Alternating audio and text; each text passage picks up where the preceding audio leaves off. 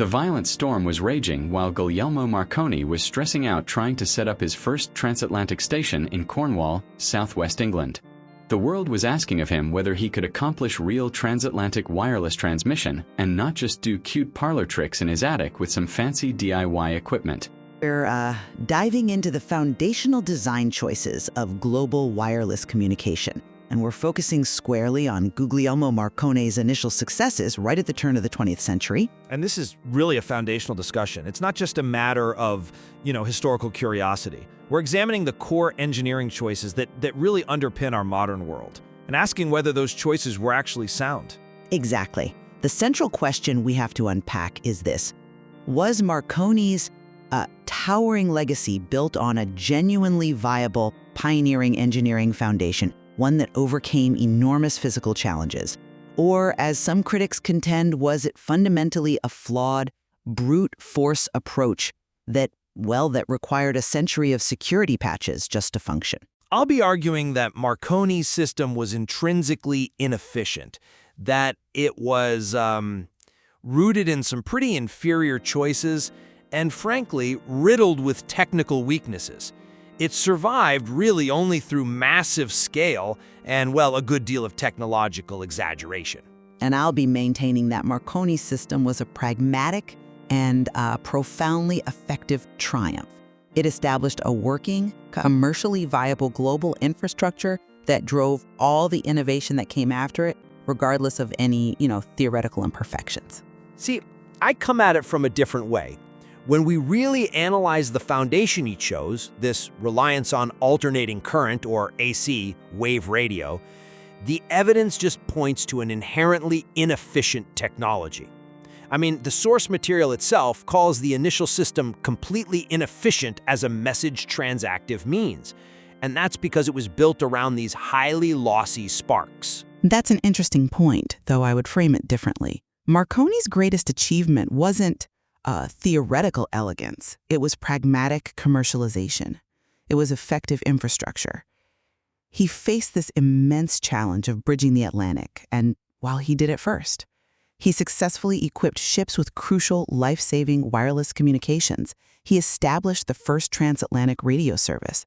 His achievement, even if it was a bit rough around the edges technically, it undeniably sparked a controversy and kick-started the race for reliable global wireless. That commercial momentum, that's the true measure of his success.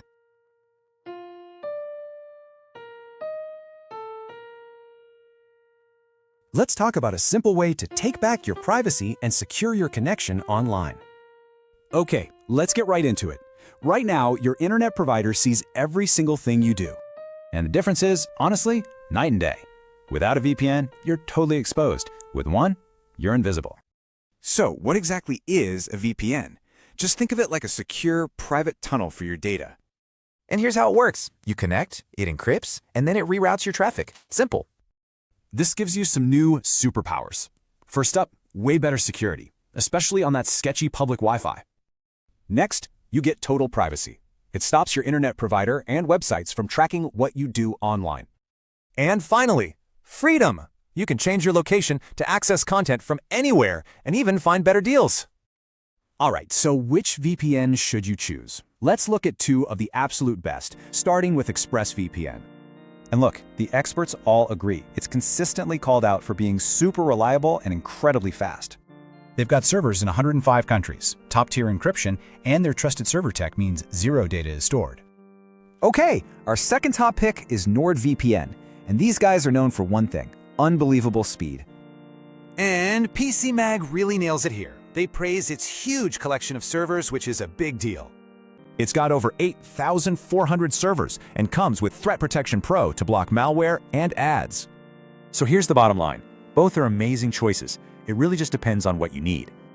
Look, both are at the top of their game, which is why we fully endorse them. And get this, both services give you a 30-day money-back guarantee. So it's totally risk-free. To get you started, just check the description below for links to the latest deals and offers.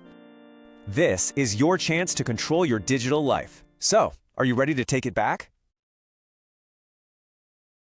But that commercialization, it relied on a massive overcompensation for these fundamental limitations. That technical inefficiency you mentioned, it forced Marconi to deploy what you can really describe as brute force infrastructure. We see this so clearly in the Poldhu station's design. It required the construction of these mammoth facilities with inductor coils several stories in height, these massive aerial systems like the 54-wire fan monopole, and these gigantic ground screens that extended out from under the seawater. These components, they weren't elegant innovations. They were just necessary compensation for a system that wasted most of its energy as heat. Yet the achievements were tangible, and they convinced the world. I mean, consider the defining moment, the 1901 transatlantic attempt. Signals were reported as received on Signal Hill across 3,500 kilometers. Even if it's controversial, the result propelled the entire industry forward. And critically, his subsequent verified receptions on the SS Philadelphia, transmitting over 2,500 kilometers by night, were described as rather remarkable considering the extremely crude apparatus of the time. His ability to get results, that's what solidified his reputation. It led to the Nobel Prize and worldwide respect. I mean, the global 2 minutes of silence observed when he died says it all. That global respect recognized the result, not the underlying engineering integrity. And beyond inefficiency, the system had a fatal structural flaw just baked into its DNA: security. The Spark system was built as a public broadcast, and it lacked any true selectivity, the ability to, tune to a specific private channel. And this flaw was brutally proven by that famous demonstration of scientific hooliganism staged by Neville Maskelyne at the Royal Institution in 1903.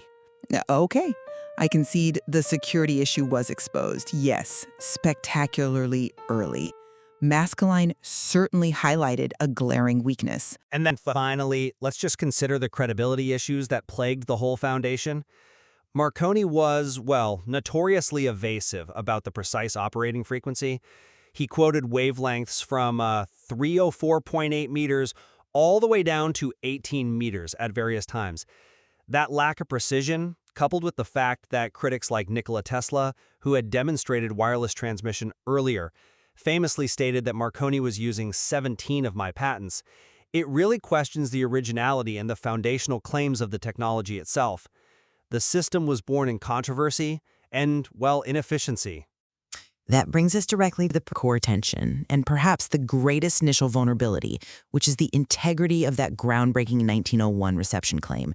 That claim underpins the entire narrative of success. It is incredibly difficult for any modern radio engineer to accept the 1901 Signal Hill claim as a scientifically genuine transmission. We have to look at the receiving setup. It was an untuned receiver coupled to a highly sensitive but notoriously unpredictable Mercury Coherer detector. But we know that Marconi and his assistant, George Kemp, they convinced themselves they heard 3 distinct clicks. That's the letter S in Morse code. We can't just dismiss that notebook entry that documented the times. SIGs at 12:30, 1:10, and 2:20. That was the moment. But a scientific analysis of the propagation conditions, it just suggests profound skepticism is required here. If the Poldhu sender was operating near 500 kilohertz, as we think it was, the entire 3,500-kilometer path was experiencing heavy daytime skywave attenuation. This means the signal strength just drops exponentially, especially during the day. Calculations based on that expected loss show that the crude, untuned land-based receiver would have needed to be an impossible 47 to 55 decibels more sensitive than the finely tuned ship receiver used later on the SS Philadelphia. Okay, but that 47 to 55 dB discrepancy, that relies on the assumption that our propagation models are static and perfect, which they absolutely were not in 1901. We're talking about a moment of profound uncertainty in early radio science, and we have evidence suggesting the Mercury Coherer detector, an inherently unstable component, was capable of acting in really unpredictable ways. Some theorists even suggest it may have temporarily acted as an accidental diode rectifier, which would have given it a fleeting and massive increase in sensitivity at just that moment.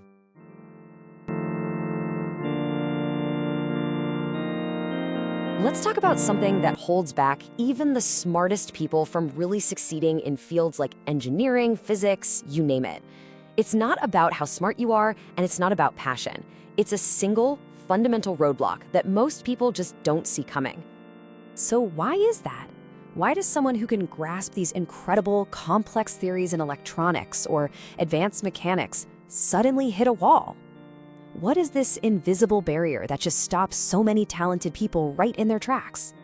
Well, this quote from a veteran engineer just hits the nail on the head. All of that incredibly advanced, mind-bending stuff, it's all built on the algebra you learned in high school. But here's the catch, and it's a big one.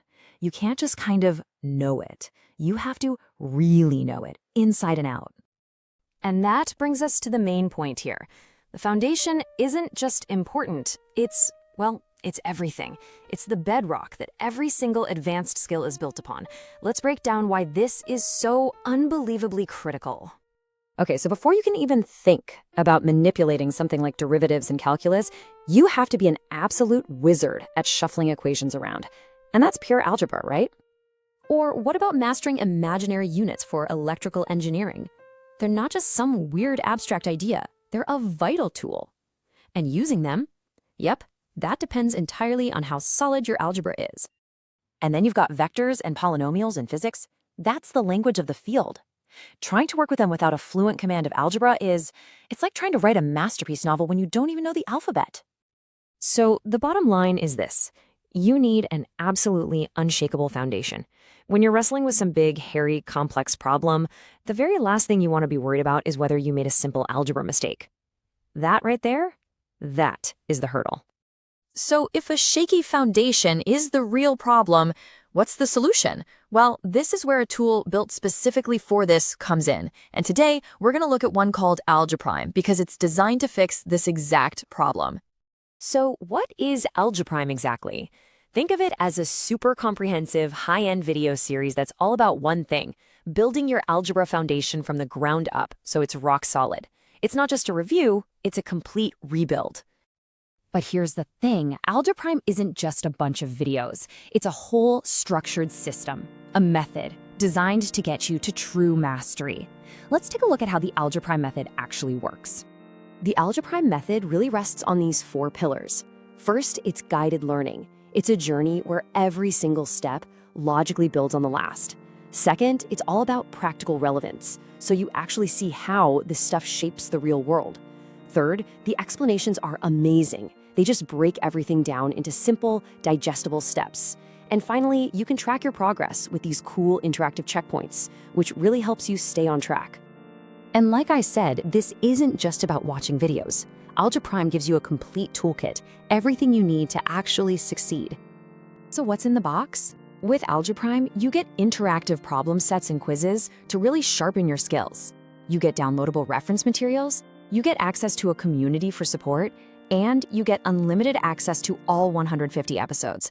And you can watch them anywhere, on your phone, on your desktop, wherever. But on top of all those features, the people behind Algeprime do something that really shows how much they believe in their program. It comes down to this number, 60. It's a 60-day, no questions asked money-back guarantee. I mean, that means there is literally zero risk for you. You can try Algeprime, go through everything, and if it's not what you need, you get a full refund. It's really that simple. Okay, so if you're feeling like, yeah, this is me, my foundation needs work, Algeprime has a few different ways you can get started. Let's look at the learning paths you can choose. You've got a few options here. The weekly plan is awesome if you just want to dip your toes in and see what Algeprime is all about. If you're ready to commit a bit more, the intro or intermediate packs are great. And for those who are all in on total mastery, the full series gives you everything. It's really just about what works for your goals and, your budget. Look, the advanced stuff is the fun part. I get it. But it's mastering the fundamentals that really unlocks your potential. So please, don't let this one single hurdle hold you back from the future you want. You can fix this. The first step is super easy. Just head over to algeprime.com to check it out for yourself. That's ALGEPRIME.com. See if Algeprime is the tool you need to finally build that foundation for good. That reliance on chance, and an accidental diode rectifier, a component that was unstable, that required manual resetting, and was known to trigger just from being handled. That is the very definition of a poor foundation. And what's more, the low spark rate of the pull-to transmitter, maybe just a few sparks per second, meant the received signal would be these isolated clicks, which the source material notes would be indistinguishable from electrostatic discharges or atmospherics. They may have just been hearing lightning from thousands of miles away. But this is where we have to shift the focus. We have to look at the consequences rather than getting mired in the uncertainties of a single fraught test. Even if we accept the signal was uncertain, the perception that the Atlantic had been bridged was the catalyst. It drove immediate investment. It drove the push towards establishing the long-distance telegraph service. And the subsequent well-documented, repeatable receptions on the SS Philadelphia weeks later validate the system's potential to bridge the Atlantic, even if the first event was fraud. The system was pragmatic because it delivered a working result, even if the first data point was, questionable. The problem with that is that relying on a foundational myth for validation, especially when the technical evidence strongly suggests random noise was the culprit, it just highlights the system's underlying weakness. I mean, if the SS Philadelphia trials were the real proof of concept, why does history lionize the technically dubious Signal Hill event? Because the system needed the drama of a transatlantic success story to justify the gargantuan infrastructure investment. And that momentum led directly to system improvements, which, transitions us naturally to the issue of security. It's a point too. Yes, Maskelyne's scientific hooliganism exposed the broadcast nature, but the system proved robust enough to support patches that addressed that very vulnerability. The pursuit of syntony, or precise tuning, was immediate post-1901 precisely to prevent this kind of interception. I'm sorry, I just don't buy that the foundation was robust. Maskelyne's 1903 demonstration, where he successfully jammed a public demo and sent rude messages in Morse code, it exposed that Marconi's design was built with, no threat model. The flaw is a core feature of the universe. A wireless signal is inherently a broadcast. The history of wireless isn't one of successfully fixing the flaw. It is a history of applying successful and increasingly complex patches to compensate for the fact that the initial tech had no way to identify the sender. But those patches were immensely successful at neutralizing the threat. I mean, we moved from plain Morse code and unauthenticated signals to highly sophisticated measures like encryption and revolutionary technologies like frequency hopping spread spectrum, a foundational secure communication method patented by Hedy Lamarr and George Antheil during World War II. The fact that the initial foundation, this simple mechanism of sending waves through the air, could support a century of these fixes, it shows it wasn't fundamentally flawed. It was simply immature, ripe for innovation. But the very necessity of developing FHSS, or the massive efforts at Bletchley Park, illustrates the true cost of Marconi's oversight. These were huge technological efforts, born of necessity, just to compensate for the lack of a caller ID in the original design. The flaw allows for spoofing impersonation, which is still a crippling vulnerability today. Think about civilian GPS. It's inherently unauthenticated, and we see widespread, successful GPS spoofing attacks because that broadcast nature was never truly secured. It forces a constant, unending struggle. I will concede that the initial system traded security for sheer transmission distance. It prioritized reliability over privacy, but that was a necessary trade-off for the state of the technology. The core debate remains. Did the foundational mechanism work? Yes.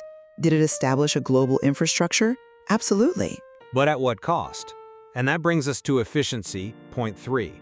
The cost was astronomical inefficiency. I recognize that you credit the sheer scale, but Marconi's VLF stations required extreme power. They consumed huge quantities of coal and needed giant cooling systems. That extreme power was a reflection of the available technology, the limitations of the spark gap generator. It wasn't a flaw in the fundamental AC wave premise itself. But the inefficiency wasn't just in generation. It was in transmission. The energy was mostly wasted as radio heat right at the transmitter, yielding only these frail ghosts of signals that barely span the ocean. The need for these massive facilities, with coils several stories high, it highlights the fundamental inefficiency of the AC wave choice.